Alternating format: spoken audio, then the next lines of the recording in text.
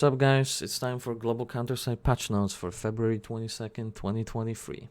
Before I start, I have two videos that are upcoming. The first one will go deeper into what I think about the current state of the game, my opinions on it, what the problems are. And the second video are basically just predictions of near future and by the end of the year stuff. So please stay tuned for both of them. Now, the first thing on our agenda today is the Hololive rerun. For notable changes, we are getting a selector ticket instead of random skin. So if you really wanted one of them specifically, then now you have your chance to get it. If you're like me and you don't care about any of those skins, you can just choose the same one you got last time and you will receive 2080 admin coins instead. So that's a nice option. Another thing to keep in mind is from what I checked on Global on my account, I saw that I already had completed, or at least I don't see missions for collections anymore. So either they were taken out or they just got automatically completed because my collection stayed from the previous event.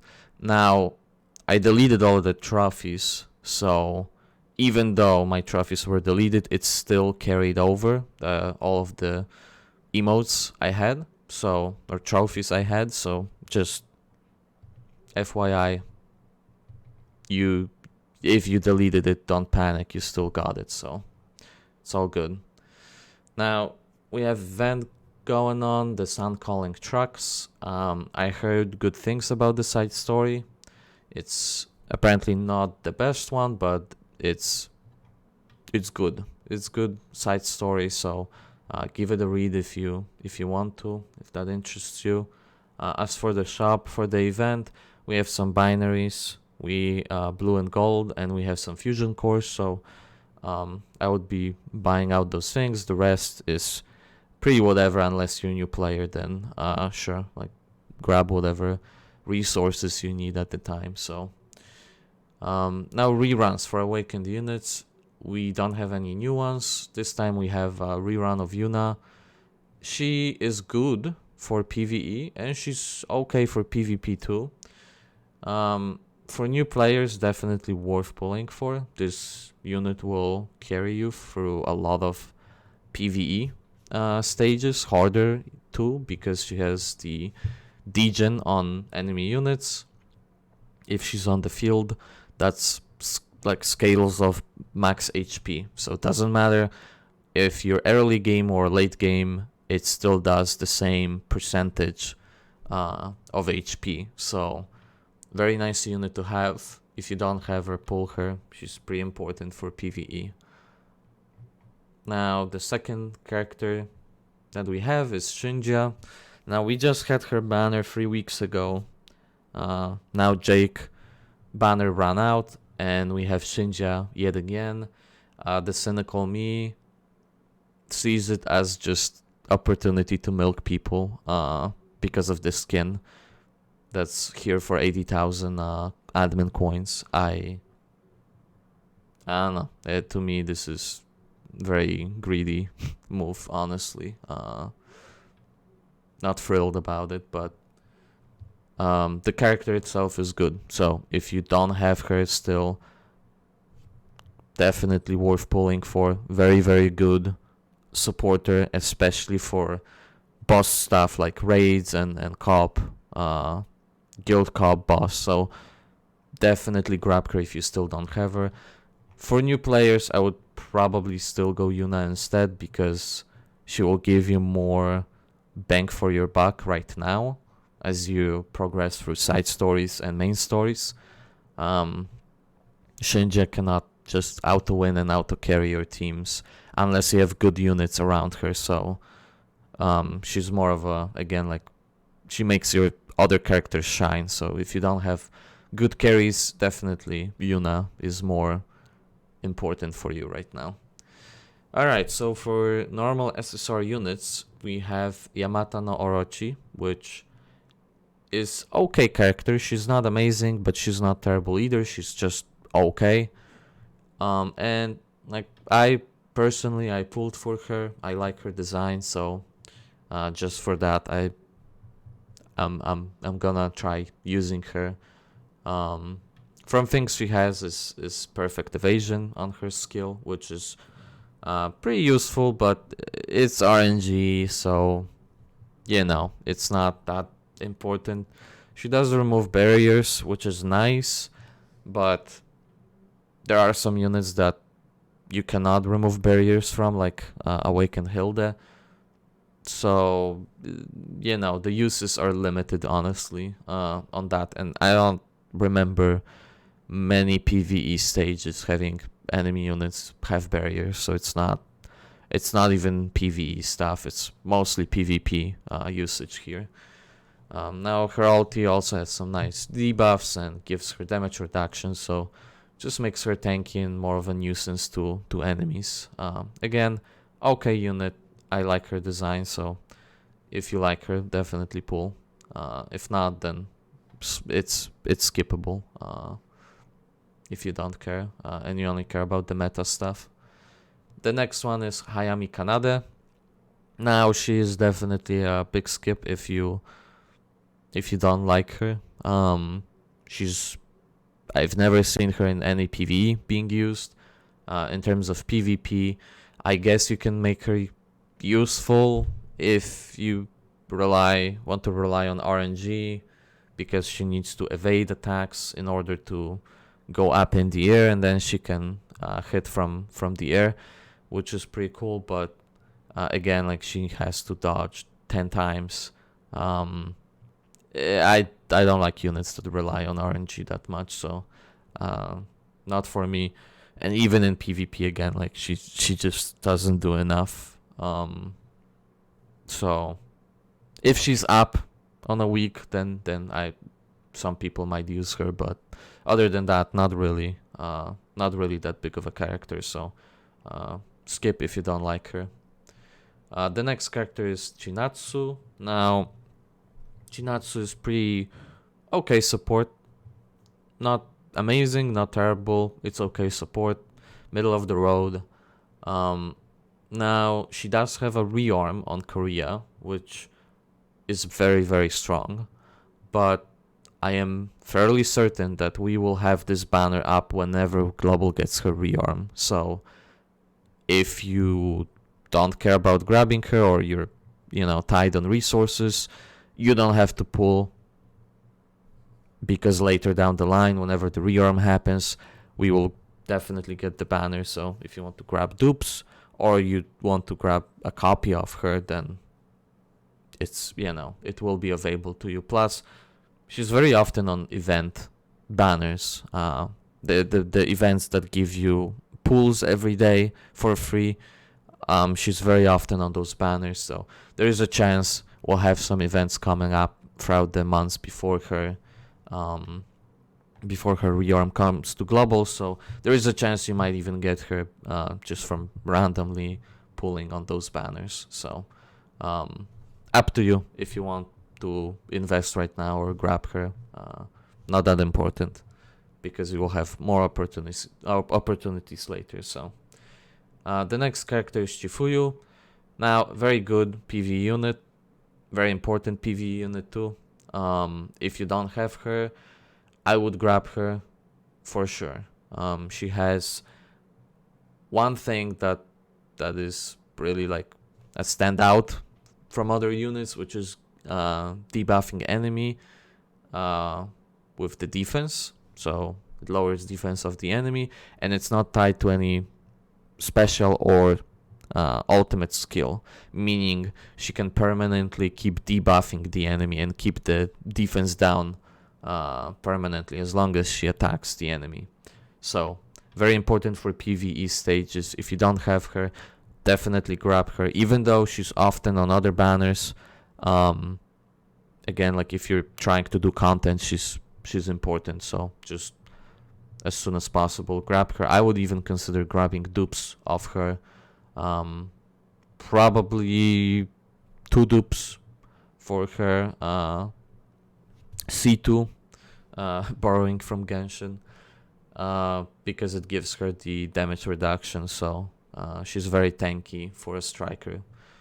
So more tankiness is nice from dupes. Other than that, yeah, I would go like 2 dupes max. Now the next thing is the challenge stages. Now this is the exclusive equipment for Nanahara Family Alliance. I wish there was just more resources for Counterside and for exclusive equipment, because I couldn't find anything about what stats you can roll on those pieces.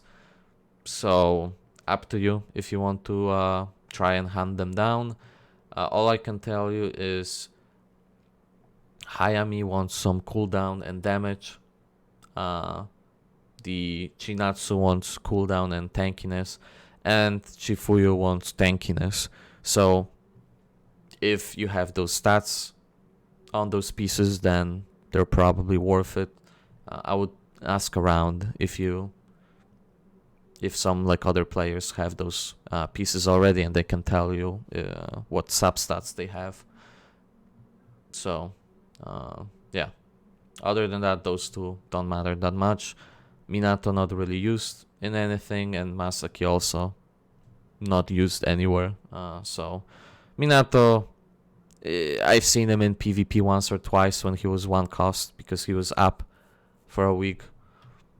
But again, like it's like once, you'll use him once in months or something.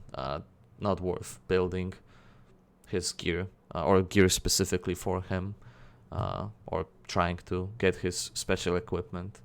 So wouldn't worry about it too much. Now the changes for UI, I'm not gonna read through them. I will instead actually go into the game soon and show you the changes that you can see that are like more important for players on like day-to-day stuff. So there's been some dimension trimming and stuff like here, right, where you can see the if you're short on CP and stuff, so it's more visibility. Not that important, honestly. I'll go over some of the visual stuff later when I go to the game. Now for the improvements and changes, the notable stuff here is the fact that we have the sweep function for the dive that pops out after branch mission completion. So that's very nice. You will be able to skip the whole dive and just do the boss node. Very good change, but this is going back to what we had before, so I don't even know if I should be happy about it. It's not new, right? It's going back to the old thing that worked. So I don't know. The next thing is the auto battle. We'll use the ship with the highest HP. So to me, this change is not great. Like it doesn't do anything in my opinion, really. Like it forces you now, if you're playing on auto, which you probably aren't because dives are not really outable anymore, I don't think. Especially like in the 30s. So maybe it doesn't matter that much. You can't really auto anyway. But I don't know what this change is for. This forces you to have 4 teams built because it will swap to other ships every single node. So yeah, like it's nice. It spreads the damage across all ships instead of stacking it all on one. But I feel like it was easier to overstack your 2 ships like I have right now and have one ship that clears all the nodes and the other ship that clears the boss node. So like to me this goes against it. But again, I'm playing on manual now for the dives because I don't know, I feel like the fact that you're not getting the tickets back if you fail them, I think it's more worth to just bite the bullet and do it manually than lose your entries and stuff. So you know, and not a great change though. Like all things considered, not a good change in my opinion. And then the other change here is the fact that we're getting 20 instead of 6 rearm data, which is very, very, very nice in the shop. I actually was thinking about it, and I talked to my friend that 6 is way too little on monthly basis to buy, and we derived that 20 per month sounds about right. Like that sounds good. Since you need 80, that means every 4 months you have enough to rearm one SSR unit. At least from the shop itself. There's some other venues to get them as well. So I think that's fair. I think 20 is a perfect number. So I'm relatively happy with that change. So that's nice. Now from bug fixes, again, not gonna go over them. Don't matter too much. Just some bugs that were fixed. That's all you need to know. You've already probably received this, but you get 400 points back for Danger Close because the daily supply, so the daily 10 points was not working for everyone, so everyone got 400 points back, so that's nice. Especially for new players, that's a free maze gear right here you can buy, so very nice. Alright, that's it for the patch notes. I'm just gonna quickly hop into the game instead. And I'm gonna show you some of the UI changes that were nice. So we got back the gauntlet stuff, which shows you the amount of time left in the season, the points you have accumulated, and how many strategy entry tickets you have right now. So it's nice, but again, like this is something we've already had before the Origin update, so I feel weird praising them for this because this was already in the game, so I understand. Same with this. It shows you how many dispatch missions are in progress or completed, so again, I'm pretty sure we've already had it in the old one, so okay, like cool that we have it, but like in all things it doesn't really matter. Now the dive, like I said, has a sweep function. It works exactly the same as before the Origin update, so you will only fight the boss node and you need to pay more info in order to do this sweep. So works exactly the same, nothing's changed here. Now more visual stuff comes here. It's nice to see, granted that change happened last patch, not this one, but it's nice to see the actual names of like the tabs you're clicking instead of just icons. So I like that change. Now the change that's cool is this, which is it shows you now entries from the favorites menu on the stages. So as you can see, I still have some side stories 3 out of 3 entries, and some of them are 0 out of 3 because I have already done them, so that's nice. Yeah, I mean, this is a feature that I wanted from day one. It was very obvious to me that like we need to see it. It would be nice if you could just immediately clear. So like when I click this, I had an option to just sweep instead of going to this menu and then skip battle. It would be nice if I could just clear the stage from this menu, but you know, we take what we get. You can also, or another feature I want is to be able to reorder those stages. It would be nice if I could just, you know, grab this and move it up, for example, to the top of the page. And then another thing is, if I go in, it would be nice if it saved the position instead of me having to scroll back every time. So, like I said, or well, like I always thought about this new UI change. This is a good step, but it needs a lot of polish still. This is not finished. it needs a few more fixes, and then it's gonna be good after it receives few fixes. So I think that's pretty much it for obvious stuff. One more thing I wanted to go over is the on the website. I wanted to go over the Korean developer notes. So the first thing is Park Sang-yoon, which was the main developer or lead developer for the game, is no longer there. I don't know if he was responsible for the update or not. I'm not gonna speculate. Either way, the company clearly is shifting blame on him and made him probably step out. So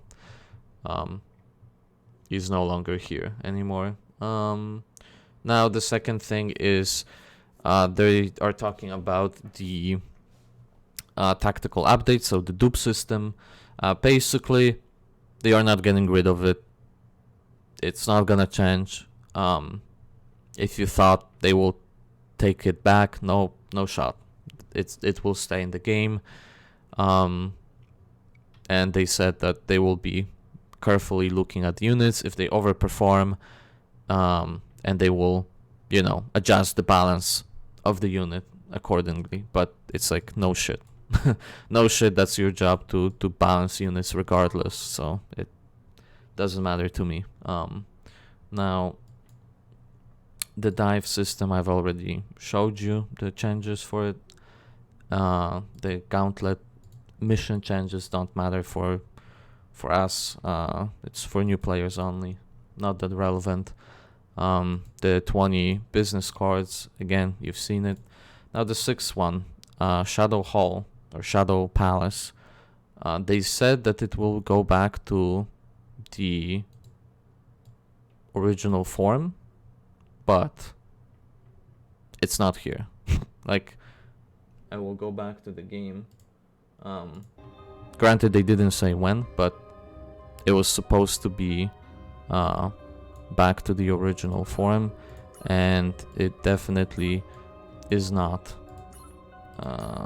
Let me go to